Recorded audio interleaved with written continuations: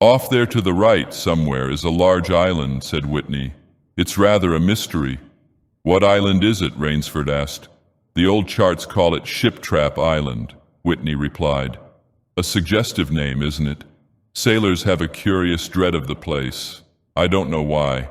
Some superstition. Can't see it, remarked Rainsford, trying to peer through the dank tropical night that was palpable as it pressed its thick, warm blackness in upon the yacht.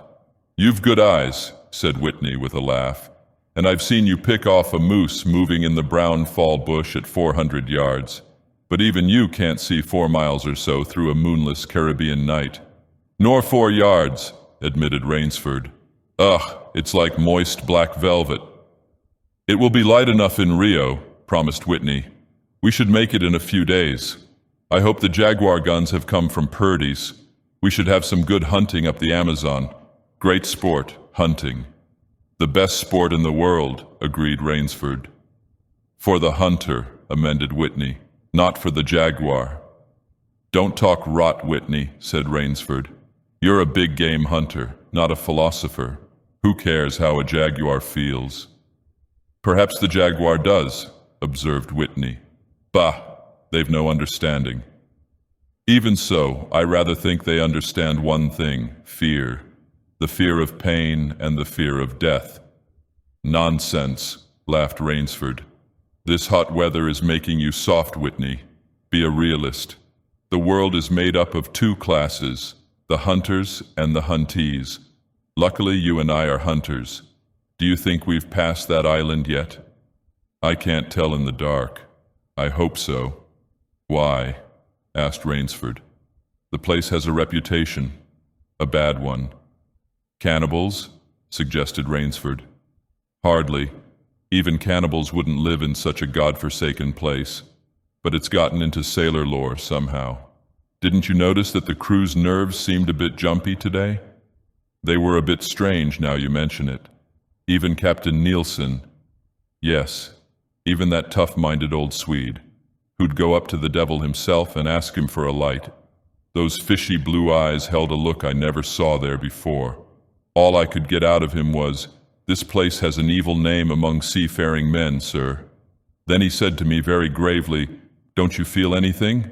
As if the air about us was actually poisonous. Now you mustn't laugh when I tell you this. I did feel something like a sudden chill. There was no breeze. The sea was as flat as a plate glass window. We were drawing near the island then. What I felt was a mental chill, a sort of sudden dread. Pure imagination, said Rainsford. One superstitious sailor can taint the whole ship's company with his fear. Maybe. But sometimes I think sailors have an extra sense that tells them when they are in danger. Sometimes I think evil is a tangible thing, with wavelengths, just as sound and light have. An evil place can, so to speak, broadcast vibrations of evil. Anyhow, I'm glad we're getting out of this zone. Well, I think I'll turn in now, Rainsford. I'm not sleepy, said Rainsford. I'm going to smoke another pipe up on the afterdeck. Good night then, Rainsford. See you at breakfast. Right. Good night, Whitney.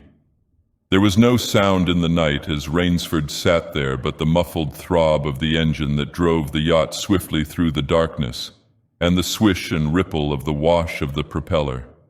Rainsford, reclining in a steamer chair, indolently puffed on his favorite briar. The sensuous drowsiness of the night was on him. It's so dark, he thought, that I could sleep without closing my eyes. The night would be my eyelids. An abrupt sound startled him. Off to the right he heard it, and his ears, expert in such matters, could not be mistaken. Again he heard the sound, and again. Somewhere, off in the blackness, someone had fired a gun 3 times. Rainsford sprang up and moved quickly to the rail, mystified. He strained his eyes in the direction from which the reports had come, but it was like trying to see through a blanket. He leapt upon the rail and balanced himself there to get greater elevation. His pipe, striking a rope, was knocked from his mouth. He lunged for it. A short, hoarse cry came from his lips as he realized he had reached too far and had lost his balance. The cry was pinched off short as the blood-warm waters of the Caribbean Sea dosed over his head. He struggled up to the surface and tried to cry out, but the wash from the speeding yacht slapped him in the face, and the salt water in his open mouth made him gag and strangle. Desperately, he struck out with strong strokes after the receding lights of the yacht, but he stopped before he had swum 50 feet. A certain cool-headedness had come to him. It was not the first time he had been in a tight place. There was a chance that his cries could be heard by someone aboard the yacht, but that chance was slender and grew more slender as the yacht raced on. He wrestled himself out of his clothes and shouted with all his power. The lights of the yacht became faint and ever-vanishing fireflies. Then they were blotted out entirely by the night. Rainsford remembered the shots.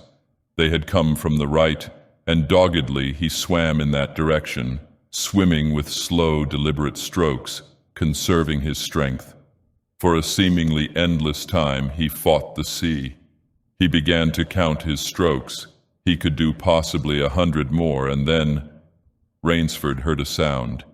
It came out of the darkness, a high screaming sound, the sound of an animal in an extremity of anguish and terror. He did not recognize the animal that made the sound. He did not try to. With fresh vitality, he swam toward the sound. He heard it again. Then it was cut short by another noise, crisp, staccato. "Pistol shot," muttered Rainsford, swimming on. 10 minutes of determined effort brought another sound to his ears, the most welcome he had ever heard, the muttering and growling of the sea breaking on a rocky shore. He was almost on the rocks before he saw them. On a night less calm, he would have been shattered against them. With his remaining strength, he dragged himself from the swirling waters. Jagged crags appeared to jut up into the opaqueness. He forced himself upward, hand over hand. Gasping, his hands raw, he reached a flat place at the top. Dense jungle came down to the very edge of the cliffs. What perils that tangle of trees and underbrush might hold for him did not concern Rainsford just then. All he knew was that he was safe from his enemy, the sea, and that utter weariness was on him. He flung himself down at the jungle edge and tumbled headlong into the deepest sleep of his life. When he opened his eyes, he knew from the position of the sun that it was late in the afternoon. Sleep had given him new vigor. A sharp hunger was picking at him. He looked about him, almost cheerfully. Where there are pistol shots, there are men. Where there are men, there is food, he thought. But what kind of men, he wondered, in so forbidding a place? An unbroken front of snarled and ragged jungle fringed the shore. He saw no sign of a trail through the closely knit web of weeds and trees. It was easier to go along the shore, and Rainsford floundered along by the water. Not far from where he landed, he stopped. Some wounded thing, by the evidence a large animal, had thrashed about in the underbrush. The jungle weeds were crushed down and the moss was lacerated. One patch of weeds was stained crimson.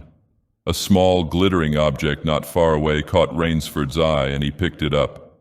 It was an empty cartridge. "A .22, he remarked. "That's odd. It must have been a fairly large animal, too. The hunter had his nerve with him to tackle it with a light gun. It's clear that the brute put up a fight. I suppose the first 3 shots I heard was when the hunter flushed his quarry and wounded it. The last shot was when he trailed it here and finished it." He examined the ground closely and found what he had hoped to find, the print of hunting boots. They pointed along the cliff in the direction he had been going. Eagerly he hurried along, now slipping on a rotten log or a loose stone, but making headway. Night was beginning to settle down on the island. Bleak darkness was blacking out the sea and jungle when Rainsford sighted the lights. He came upon them as he turned a crook in the coastline, and his first thought was that B had come upon a village, for there were many lights. But as he forged along, he saw to his great astonishment that all the lights were in one enormous building, a lofty structure with pointed towers plunging upward into the gloom. His eyes made out the shadowy outlines of a palatial chateau. It was set on a high bluff, and on 3 sides of it cliffs dived down to where the sea licked greedy lips in the shadows. Mirage, thought Rainsford. But it was no mirage he found when he opened the tall spiked iron gate. The stone steps were real enough. The massive door with a leering gargoyle for a knocker was real enough. Yet above it all hung an air of unreality. He lifted the knocker, and it creaked up stiffly, as if it had never before been used. He let it fall, and it startled him with its booming loudness. He thought he heard steps within. The door remained closed. Again Rainsford lifted the heavy knocker and let it fall. The door opened then, opened as suddenly as if it were on a spring, and Rainsford stood blinking in the river of glaring gold light that poured out. The first thing Rainsford's eyes discerned was the largest man Rainsford had ever seen, a gigantic creature, solidly made and black-bearded to the waist. In his hand the man held a long-barreled revolver, and he was pointing it straight at Rainsford's heart. Out of the snarl of beard, two small eyes regarded Rainsford. "Don't be alarmed," said Rainsford with a smile which he hoped was disarming. "I'm no robber. I fell off a yacht. My name is Sanger Rainsford of New York City." The menacing look in the eyes did not change, the revolver pointing as rigidly as if the giant were a statue. He gave no sign that he understood Rainsford's words, or that he had even heard them. He was dressed in uniform, a black uniform trimmed with gray astrakhan. "I'm Sanger Rainsford of New York," Rainsford began again. "I fell off a yacht. I am hungry." The man's only answer was to raise with his thumb the hammer of his revolver. Then Rainsford saw the man's free hand go to his forehead in a military salute, and he saw him click his heels together and stand at attention. Another man was coming down the broad marble steps, an erect, slender man in evening clothes.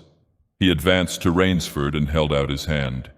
In a cultivated voice marked by a slight accent that gave it added precision and deliberateness, he said, "It is a very great pleasure and honor to welcome Mr. Sanger Rainsford, the celebrated hunter, to my home." Automatically, Rainsford shook the man's hand. "I've read your book about hunting snow leopards in Tibet, you see," explained the man. "I am General Zaroff."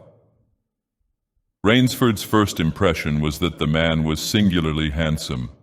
His second was that there was an original, almost bizarre quality about the general's face. He was a tall man past middle age, for his hair was a vivid white, but his thick eyebrows and pointed military mustache were as black as the night from which Rainsford had come. His eyes, too, were black and very bright. He had high cheekbones, a sharp-cut nose, a spare, dark face, the face of a man used to giving orders, the face of an aristocrat. Turning to the giant in uniform, the general made a sign. The giant put away his pistol, saluted, withdrew.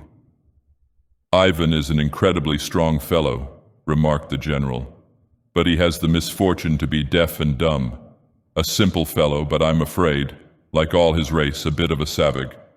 "Is he Russian?" "He is a Cossack," said the general, and his smile showed red lips and pointed teeth. "So am I." "Come," he said, "we shouldn't be chatting here. We can talk later. Now you want clothes, food, rest. You shall have them. This is a most restful spot." Ivan had reappeared, and the general spoke to him with lips that moved but gave forth no sound. "Follow Ivan if you please, Mr. Rainsford," said the general. "I was about to have my dinner when you came. I'll wait for you. You'll find that my clothes will fit you, I think." It was to a huge, beam-ceilinged bedroom with a canopied bed big enough for 6 men that Rainsford followed the silent giant. Ivan laid out an evening suit, and Rainsford, as he put it on, noticed that it came from a London tailor who ordinarily cut and sewed for none below the rank of duke. The dining room to which Ivan conducted him was in many ways remarkable. There was a medieval magnificence about it. It suggested a baronial hall of feudal times with its oaken panels, its high ceiling, its vast refectory tables where 20 men could sit down to eat. About the hall were mounted heads of many animals, lions, tigers, elephants, moose, bears, larger or more perfect specimens Rainsford had never seen. At the great table the general was sitting, alone. "You'll have a cocktail, Mr. Rainsford," he suggested. The cocktail was surpassingly good, and, Rainsford noted, the table appointments were of the finest, the linen, the crystal, the silver, the china. They were eating borscht, the rich red soup with whipped cream so dear to Russian palates. Half apologetically, General Zaroff said, "We do our best to preserve the amenities of civilization here. Please forgive any lapses. We are well off the beaten track, you know. Do you think the champagne has suffered from its long ocean trip?" "Not in the least," declared Rainsford.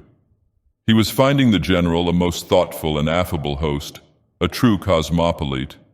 But there was one small trait of the general's that made Rainsford uncomfortable. Whenever he looked up from his plate, he found the general studying him, appraising him narrowly. "Perhaps," said General Zaroff, "you were surprised that I recognized your name. You see, I read all books on hunting published in English, French, and Russian.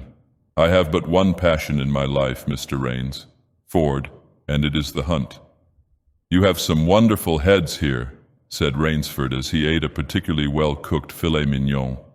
"That Cape buffalo is the largest I ever saw." "Oh, that fellow, yes, he was a monster." "Did he charge you?" "Hurled me against a tree," said the general. "Fractured my skull, but I got the brute." "I've always thought," said Rainsford, "that the Cape buffalo is the most dangerous of all big game." For a moment the general did not reply. He was smiling his curious red-lipped smile. Then he said slowly, "No, you are wrong, sir. The Cape buffalo is not the most dangerous big game." He sipped his wine. "Here in my preserve on this island," he said in the same slow tone, "I hunt more dangerous game." Rainsford expressed his surprise. "Is there big game on this island?" The general nodded. "The biggest." "Really?" "Oh, it isn't here naturally, of course. I have to stock the island." "What have you imported, General?" Rainsford asked. "Tigers." The general smiled. "No," he said. "Hunting tigers ceased to interest me some years ago. I exhausted their possibilities, you see. No thrill left in tigers, no real danger. I live for danger, Mr. Rainsford." The general took from his pocket a gold cigarette case and offered his guest a long black cigarette with a silver tip. It was perfumed and gave off a smell like incense. "We will have some capital hunting, you and I," said the general. "I shall be most glad to have your society." "But what game?" began Rainsford. "I'll tell you," said the general. "You will be amused, I know. I think I may say, in all modesty, that I have done a rare thing. I have invented a new sensation. May I pour you another glass of port?" "Thank you, General." The general filled both glasses and said, "God makes some men poets. Some he makes kings, some beggars. Me he made a hunter.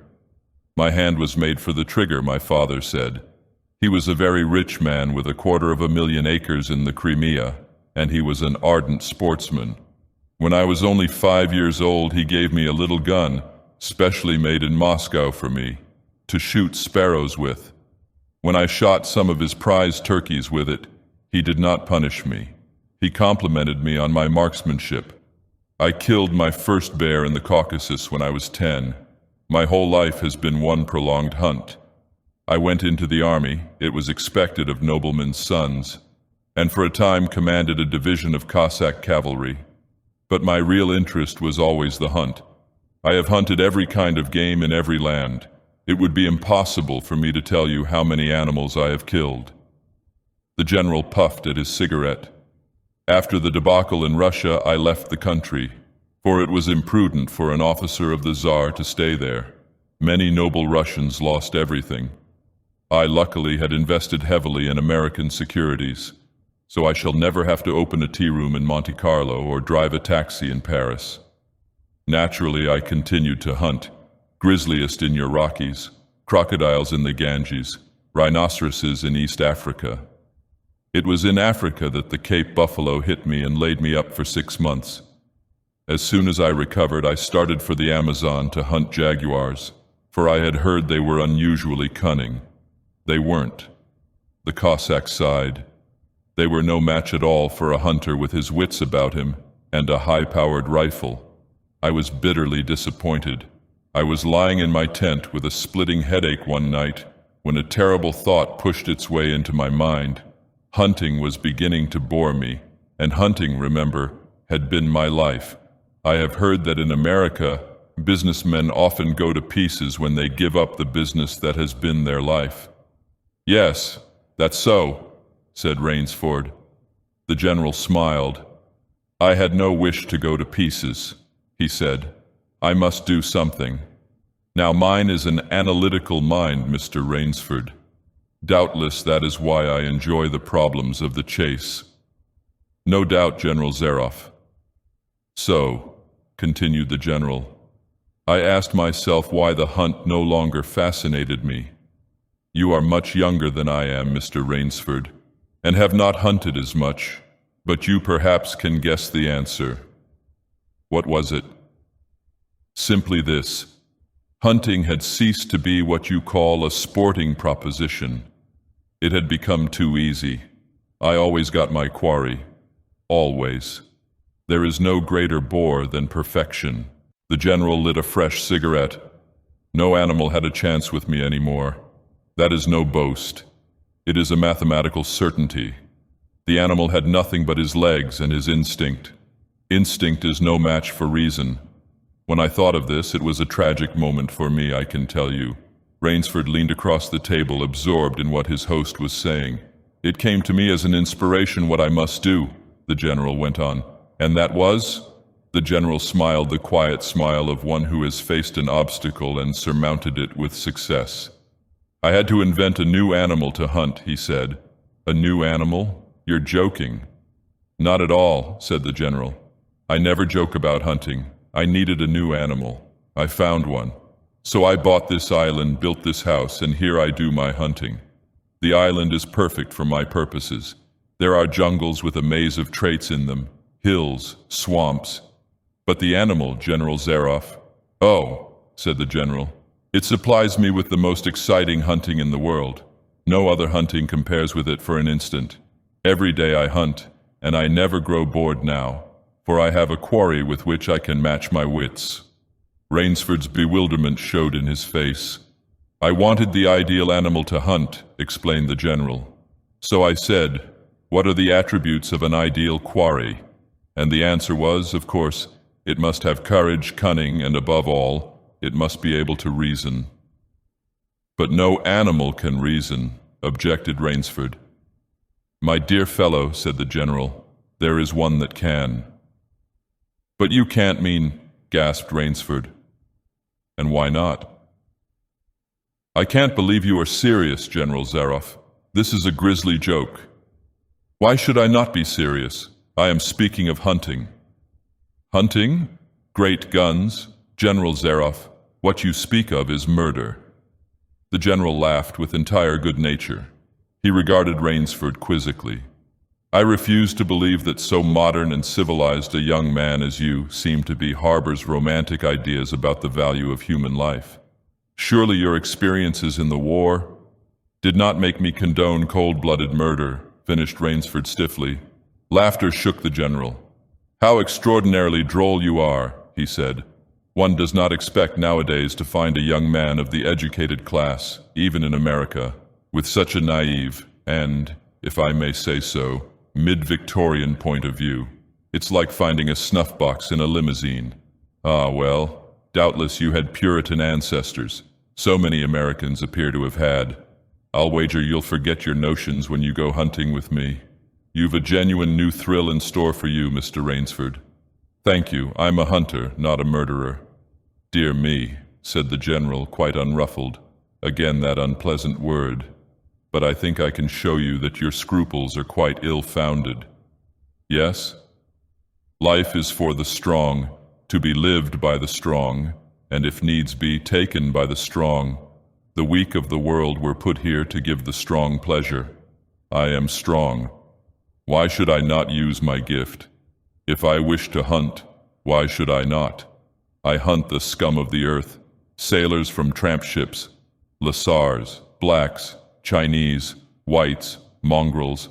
A thoroughbred horse or hound is worth more than a score of them. But they are men, said Rainsford hotly. Precisely, said the general. That is why I use them. It gives me pleasure. They can reason after a fashion, so they are dangerous. But where do you get them? The general's left eyelid fluttered down in a wink. This island is called Shiptrap, he answered. Sometimes an angry god of the high seas sends them to me. Sometimes, when Providence is not so kind, I help Providence a bit. Come to the window with me. Rainsford went to the window and looked out toward the sea. Watch, out there, exclaimed the general, pointing into the night. Rainsford's eyes saw only blackness, and then, as the general pressed a button, far out to sea, Rainsford saw the flash of lights. The general chuckled. They indicate a channel, he said, where there's none. Giant rocks with razor edges crouch like a sea monster with wide-open jaws. They can crush a ship as easily as I crush this nut. He dropped a walnut on the hardwood floor and brought his heel grinding down on it. Oh yes, he said casually, as if in answer to a question. I have electricity. We try to be civilized here. Civilized? And you shoot down men? A trace of anger was in the general's black eyes, but it was there for but a second, and he said in his most pleasant manner, Dear me, what a righteous young man you are. I assure you I do not do the thing you suggest. That would be barbarous. I treat these visitors with every consideration. They get plenty of good food and exercise. They get into splendid physical condition. You shall see for yourself tomorrow. What do you mean? We'll visit my training school, smiled the general. It's in the cellar. I have about a dozen pupils down there now. They're from the Spanish bark Sanlúcar that had the bad luck to go on the rocks out there. A very inferior lot, I regret to say. Poor specimens and more accustomed to the deck than to the jungle. He raised his hand, and Ivan, who served as waiter, brought thick Turkish coffee. Rainsford, with an effort, held his tongue in check. It's a game, you see, pursued the general blandly. I suggest to one of them that we go hunting. I give him a supply of food and an excellent hunting knife. I give him 3 hours' start. I am to follow, armed only with a pistol of the smallest caliber and range. If my quarry eludes me for 3 whole days, he wins the game. If I find him, the general smiled, he loses. Suppose he refuses to be hunted? Oh, said the general, I give him his option, of course. He need not play that game if he doesn't wish to. If he does not wish to hunt, I turn him over to Ivan. Ivan once had the honor of serving as official noter to the great white Czar, and he has his own ideas of sport. Invariably, Mr. Rainsford, invariably they choose the hunt. And if they win? The smile on the general's face widened. To date, I have not lost, he said. Then he added hastily, I don't wish you to think me a braggart, Mr. Rainsford. Many of them afford only the most elementary sort of problem. Occasionally I strike a Tartar. One almost did win. I eventually had to use the dogs. The dogs? This way, please. I'll show you. The general steered Rainsford to a window. The lights from the windows sent a flickering illumination that made grotesque patterns on the courtyard below, and Rainsford could see moving about there a dozen or so huge black shapes. As they turned toward him, their eyes glittered greenly. A rather good lot, I think, observed the general. They are let out at 7 every night. If anyone should try to get into my house, or out of it, something extremely regrettable would occur to him. He hummed a snatch of song from the Folie Bergère. And now, said the general, I want to show you my new collection of heads. Will you come with me to the library? I hope, said Rainsford, that you will excuse me tonight, General Zaroff. I'm really not feeling well. Ah, indeed, the general inquired solicitously. Well, I suppose that's only natural after your long swim. You need a good, restful night's sleep. Tomorrow you'll feel like a new man, I'll wager. Then we'll hunt, eh? I've one rather promising prospect. Rainsford was hurrying from the room. Sorry you can't go with me tonight, called the general. I expect rather fair sport. A big, strong black. He looks resourceful. Well, good night, Mr. Rainsford. I hope you have a good night's rest. The bed was good, and the pajamas of the softest silk, and he was tired in every fiber of his being. But nevertheless Rainsford could not quiet his brain with the opiate of sleep. He lay, eyes wide open. Once he thought he heard stealthy steps in the corridor outside his room. He sought to throw open the door. It would not open. He went to the window and looked out. His room was high up in one of the towers. The lights of the chateau were out now, and it was dark and silent. But there was a fragment of sallow moon, and by its wan light he could see dimly the courtyard. There, weaving in and out in the pattern of shadow, were black, noiseless forms. The hounds heard him at the window and looked up, expectantly, with their green eyes. Rainsford went back to the bed and lay down. By many methods he tried to put himself to sleep. He had achieved a doze when, just as morning began to come, he heard far off in the jungle the faint report of a pistol. General Zaroff did not appear until luncheon. He was dressed faultlessly in the tweeds of a country squire. He was solicitous about the state of Rainsford's health. As for me, sighed the general, I do not feel so well. I am worried, Mr. Rainsford. Last night I detected traces of my old complaint.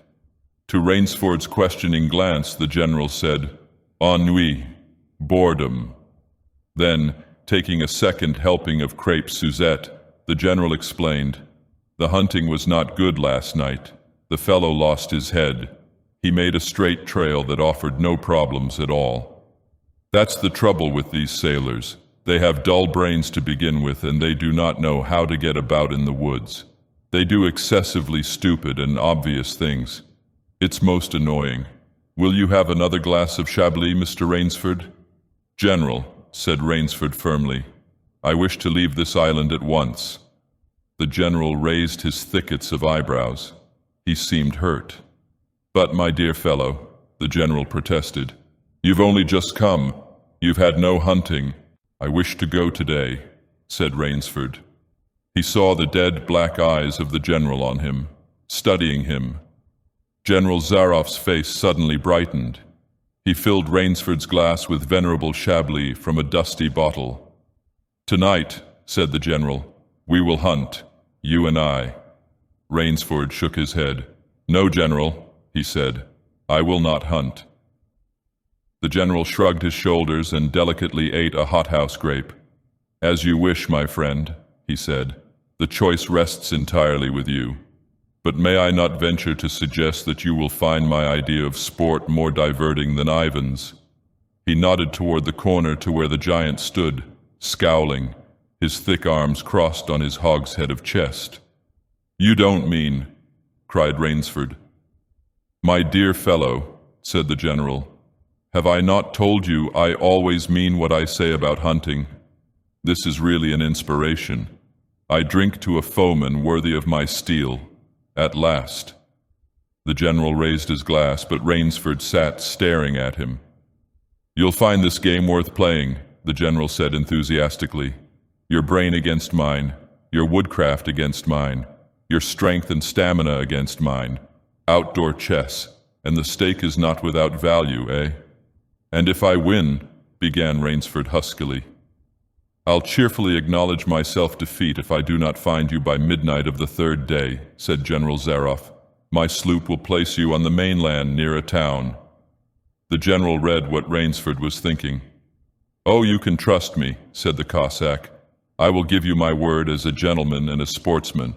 Of course, you in turn must agree to say nothing of your visit here. I'll agree to nothing of the kind, said Rainsford. Oh, said the general, in that case. But why discuss that now? 3 days hence we can discuss it over a bottle of Veuve Clicquot, unless— The general sipped his wine. Then a business-like air animated him. Ivan, he said to Rainsford, will supply you with hunting clothes, food, a knife. I suggest you wear moccasins. They leave a poorer trail. I suggest, too, that you avoid the big swamp in the southeast corner of the island. We call it Death Swamp. There's quicksand there. One foolish fellow tried it. The deplorable part of it was that Lazarus followed him. You can imagine my feelings, Mr. Rainsford. I loved Lazarus. He was the finest hound in my pack. Well, I must beg you to excuse me now. I always take a siesta after lunch. You'll hardly have time for a nap, I fear. You'll want to start, no doubt. I shall not follow till dusk. Hunting at night is so much more exciting than by day, don't you think? Au revoir, Mr. Rainsford. Au revoir. General Zaroff, with a deep, courtly bow, strolled from the room. From another door came Ivan. Under one arm he carried khaki hunting clothes, a haversack of food, a leather sheath containing a long-bladed hunting knife. His right hand rested on a cocked revolver thrust in the crimson sash about his waist. Rainsford had fought his way through the bush for 2 hours. I must keep my nerve. I must keep my nerve, he said through tight teeth. He had not been entirely clear-headed when the chateau gates snapped shut behind him. His whole idea at first was to put distance between himself and General Zaroff, and to this end he had plunged along, spurred on by the sharp rowers of something very like panic. Now he had got a grip on himself, had stopped, and was taking stock of himself and the situation. He saw that straight flight was futile. Inevitably, it would bring him face to face with the sea. He was in a picture with a frame of water, and his operations clearly must take place within that frame. I'll give him a trail to follow, muttered Rainsford, and he struck off from the rude path he had been following into the trackless wilderness. He executed a series of intricate loops. He doubled on his trail again and again, recalling all the lore of the fox hunt and all the dodges of the fox. Night found him leg-weary, with hands and face lashed by the branches on a thickly wooded ridge. He knew it would be insane to blunder on through the dark, even if he had the strength. His need for rest was imperative, and he thought, I have played the fox, now I must play the cat of the fable. A big tree with a thick trunk and outspread branches was nearby, and taking care to leave not the slightest mark, he climbed up into the crotch and, stretching out on one of the broad limbs, after a fashion, rested. Rest brought him new confidence and almost a feeling of security. Even so, zealous a hunter as General Zaroff could not trace him there, he told himself. Only the devil himself could follow that complicated trail through the jungle after dark. But perhaps the general was a devil. An apprehensive night crawled slowly by like a wounded snake, and sleep did not visit Rainsford, although the silence of a dead world was on the jungle. Toward morning, when a dingy gray was varnishing the sky, the cry of some startled bird focused Rainsford's attention in that direction. Something was coming through the bush, coming slowly, carefully, coming by the same winding way Rainsford had come. He flattened himself down on the limb, and through a screen of leaves almost as thick as tapestry, he watched. That which was approaching was a man. It was General Zaroff. He made his way along with his eyes fixed in utmost concentration on the ground before him. He paused, almost beneath the tree, dropped to his knees and studied the ground. Rainsford's impulse was to hurl himself down like a panther, but he saw that the general's right hand held something metallic, a small automatic pistol. The hunter shook his head several times as if he were puzzled. Then he straightened up and took from his case one of his black cigarettes. Its pungent incense-like smoke floated up to Rainsford's nostrils. Rainsford held his breath. The general's eyes had left the ground and were traveling inch by inch up the tree. Rainsford froze there, every muscle tensed for a spring. But the sharp eyes of the hunter stopped before they reached the limb where Rainsford lay. A smile spread over his brown face. Very deliberately he blew a smoke ring into the air. Then he turned his back on the tree and walked carelessly away, back along the trail he had come. The swish of the underbrush against his hunting boots grew fainter and fainter. The pent-up air burst hotly from Rainsford's lungs. His first thought made him feel sick and numb. The general could follow a trail through the woods at night. He could follow an extremely difficult trail. He must have uncanny powers. Only by the merest chance had the Cossack failed to see his quarry. Rainsford's second thought was even more terrible. It sent a shudder of cold horror through his whole being. Why had the general smiled? Why had he turned back? Rainsford did not want to believe what his reason told him was true, but the truth was as evident as the sun that had by now pushed through the morning mists. The general was playing with him. The general was saving him for another day's sport. The Cossack was the cat. He was the mouse. Then it was that Rainsford knew the full meaning of terror. I will not lose my nerve. I will not. He slid down from the tree and struck off again into the woods. His face was set, and he forced the machinery of his mind to function. 300 yards from his hiding place he stopped where a huge dead tree leaned precariously on a smaller, living one. Throwing off his sack of food, Rainsford took his knife from its sheath and began to work with all his energy. The job was finished at last, and he threw himself down behind a fallen log 100 feet away. He did not have to wait long. The cat was coming again to play with the mouse. Following the trail with the sureness of a bloodhound came General Zaroff. Nothing escaped those searching black eyes. No crushed blade of grass, no bent twig, no mark, no matter how faint in the moss. So intent was the Cossack on his stalking that he was upon the thing Rainsford had made before he saw it. His foot touched the protruding bough that was the trigger. Even as he touched it, the general sensed his danger and leapt back with the agility of an ape. But he was not quite quick enough. The dead tree, delicately adjusted to rest on the cut living one, crashed down and struck the general a glancing blow on the shoulder as it fell. But for his alertness, he must have been smashed beneath it. He staggered, but he did not fall, nor did he drop his revolver. He stood there, rubbing his injured shoulder, and Rainsford, with fear again gripping his heart, heard the general's mocking laugh ring through the jungle. "Rainsford," called the general, "if you are within sound of my voice, as I suppose you are, let me congratulate you. Not many men know how to make a Malay man-catcher. Luckily for me, I too have hunted in Malacca. You are proving interesting, Mr. Rainsford. I am going now to have my wound dressed. It's only a slight one, but I shall be back. I shall be back." When the general, nursing his bruised shoulder, had gone, Rainsford took up his flight again. It was flight now, a desperate, hopeless flight that carried him on for some hours. Dusk came, then darkness, and still he pressed on. The ground grew softer under his moccasins. The vegetation grew ranker, denser.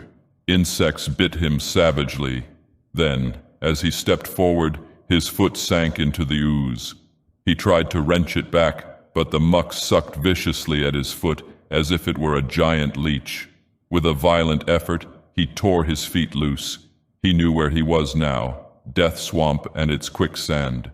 His hands were tight closed, as if his nerve were something tangible that someone in the darkness was trying to tear from his grip. The softness of the earth had given him an idea.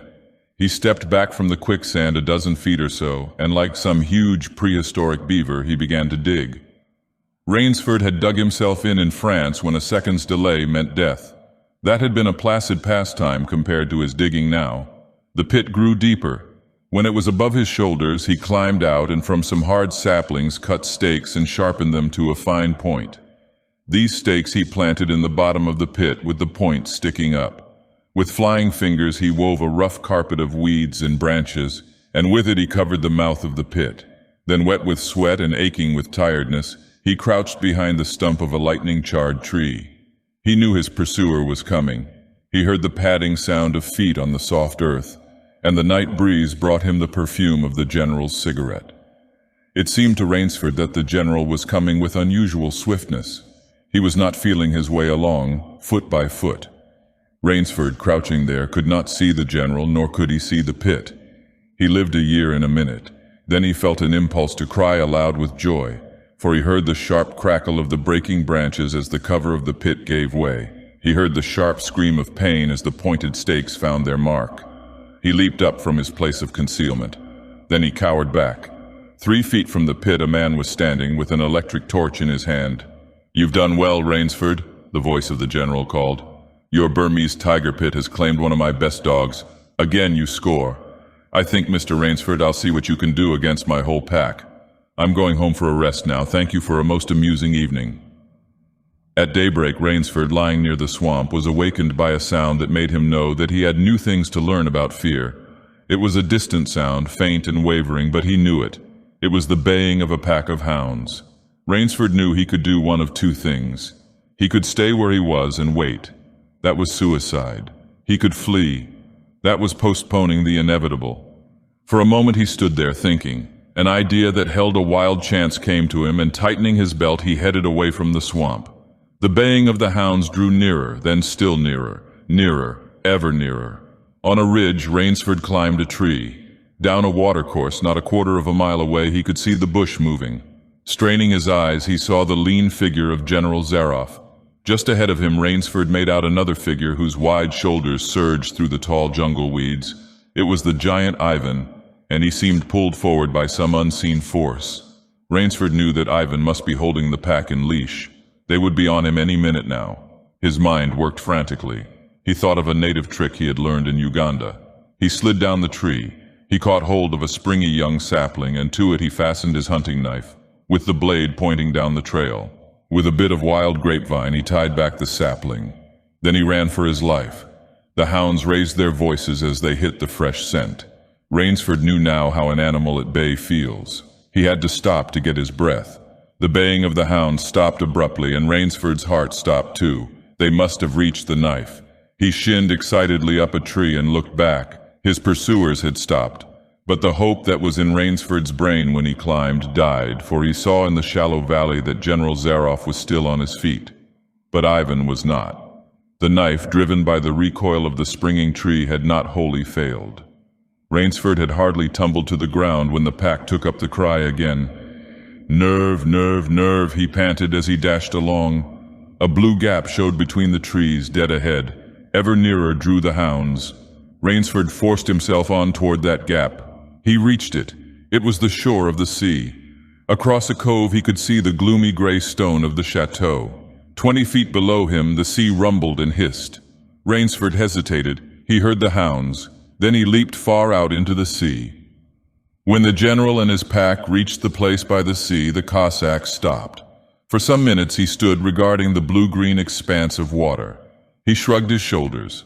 Then he sat down, took a drink of brandy from a silver flask, lit a cigarette, and hummed a bit from Madame Butterfly.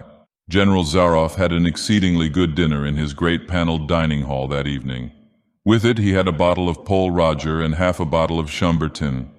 2 slight annoyances kept him from perfect enjoyment. One was the thought that it would be difficult to replace Ivan. The other was that his quarry had escaped him. Of course, the American hadn't played the game, so thought the general as he tasted his after-dinner liqueur.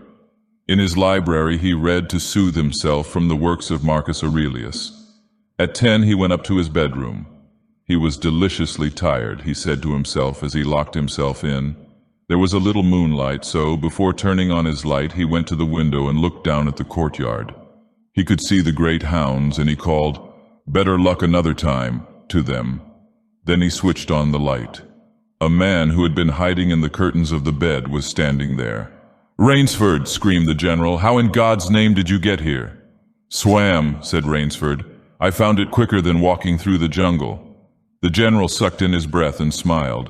"I congratulate you," he said. "You have won the game." Rainsford did not smile. "I am still a beast at bay," he said in a low, hoarse voice. "Get ready, General Zaroff." The general made one of his deepest bows. "I see," he said. "Splendid. One of us is to furnish a repast for the hounds. The other will sleep in this very excellent bed. On guard, Rainsford." He had never slept in a better bed, Rainsford decided.